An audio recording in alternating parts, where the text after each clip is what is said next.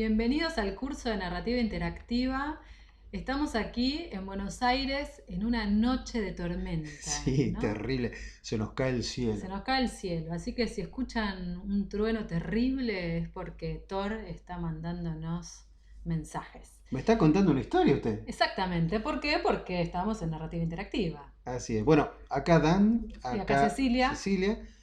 Nosotros somos profes de varias cosas, entre ellos Game Design, Narrativa Transmedia. Este es nuestro curso de narrativa interactiva, ¿no?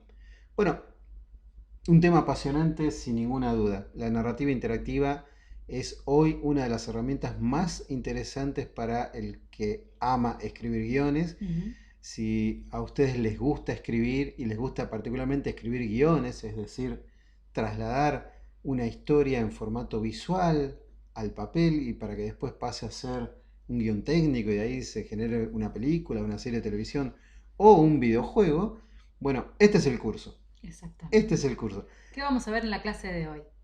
Bueno, vamos a estar hablando un poquito del cambio en la psicología del consumo que hace que hoy los videojuegos, como este que estamos viendo ahora en pantalla, sea una de las formas del entretenimiento más evolucionadas, más requeridas, más millonarias. Vamos a ver un poquito de números en una de las Sí. clases que sigue. Tenemos 30 clases con un montón de contenidos, así que vamos a tener oportunidad de hablar sobre todo esto, siempre en el contexto de por qué nos gusta hablar sobre narrativa interactiva, qué nos gusta decir y sobre todo con la idea de que además de hablar sobre conceptos, establezcamos una metodología concreta para que ustedes, luego de ver este curso, sean capaces de crear sus propios guiones interactivos. Así que vamos a hablar de una cantidad de cosas. Por ejemplo, un poco de industria del videojuego. Este juego tiene 14 años de vida, tiene muchísimo para enseñarnos. Tiene 14 años de vida, pero es tan complejo como la humanidad entera, ¿no? O sea, el mundo entero. Sin duda, es uno de los juegos con mayor calidad y cantidad de narrativa interactiva. Es Nosotros un caso tomamos, de estudio. claro, exacto, lo tomamos como ejemplo. Em, por supuesto, no es solamente que vamos a hablar de videojuegos, vamos a hablar de muchos formatos, porque hay varios. Todos más o menos utilizan técnicas similares, pero vamos a establecer algunas diferencias que hay entre cada uno de los formatos. En particular vamos a pasar de lo que es la narrativa clásica, que no vamos a explicar acá en profundidad cómo hacer narrativa clásica, para eso existen otros tipos de cursos, pero sí vamos a focalizarnos en lo interactivo. ¿Cómo creo una historia que normalmente va a ser lineal, secuencial, con un solo camino y con un completo control de autor, hacia un esquema de historia interactiva, es decir, participativa? Es el lector o el espectador o el jugador el que puede elegir hacia dónde va a ir esa historia. Tal vez esa historia puede tener múltiples finales, etcétera. Todo eso lo vamos a ir viendo en slides como estas a lo largo de las 30 clases que conforman este curso. Hay muchos formatos que utilizan lo interactivo, lo participativo.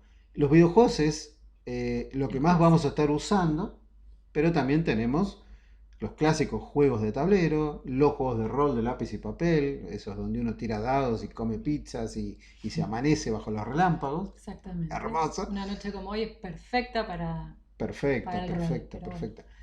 Vamos a hablar de hiperficciones, estas narrativas que se trasladan entre links, entre ligas, ¿no? Los hipertextos, voy y vengo. Recuerden los famosos Elige tu propia aventura que tal vez han leído de chicos, ¿no? Vamos a hablar de los Elige Vamos a tu hablar propia de eso. aventura, Ujú, de dónde vienen y a dónde van. ujú. Vamos a hablar de microblogging, por ejemplo, Twitter es una red que permite textos interactivos, microblogging, la gente colabora, se contesta, etcétera.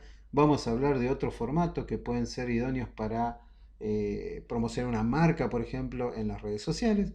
Y también vamos a hablar de un poquito instalaciones o de arte, o vamos a establecer que estos lenguajes participativos o interactivos permiten que el público se involucre en la historia y por tanto se enganche mucho más fuerte. En 2012, Edelman, una consultora muy popular en el mundo del entretenimiento, hablaba de 5 cosas que cambiaron a lo largo de este tiempo desde que existe Internet y 3 cosas que nunca cambiaron. Mm.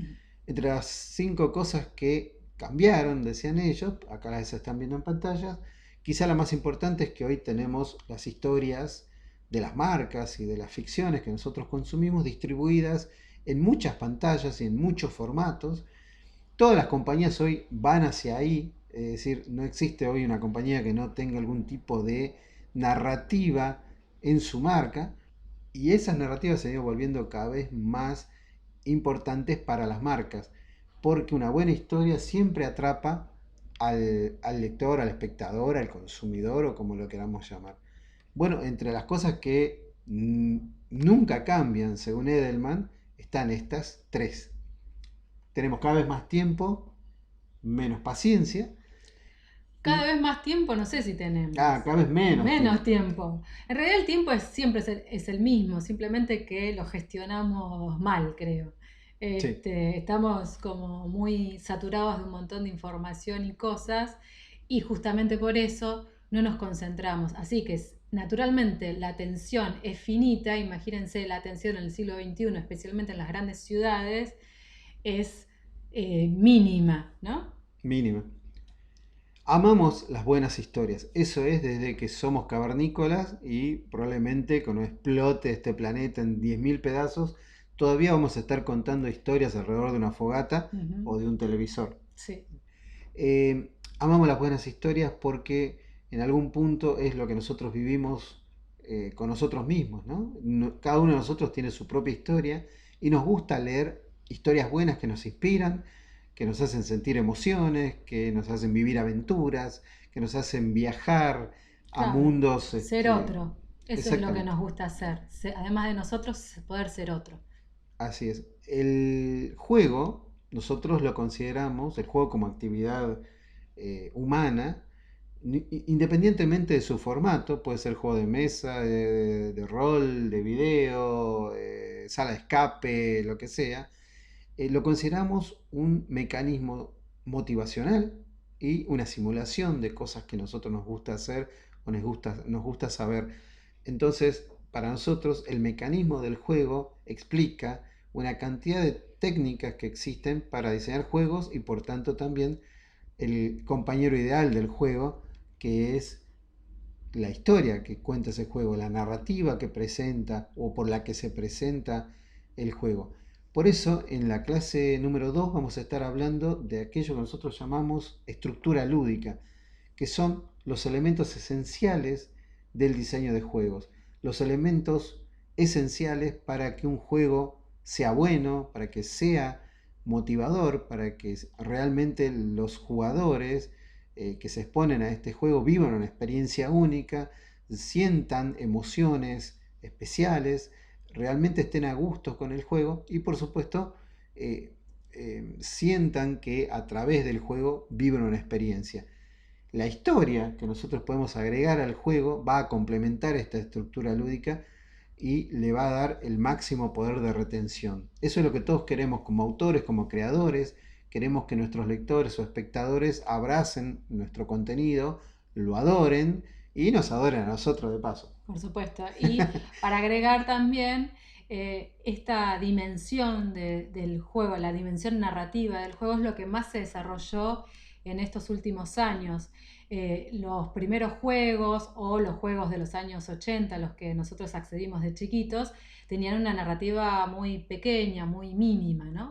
Hoy en día, justamente es uno de los pilares fundamentales, los grandes juegos, ¿no? Tienen una narración, una historia que es, digamos, lo que más engancha al público, ¿no? Al jugador. Así es. Bueno, Nos vemos nos vemos en en la la próxima clase. clase.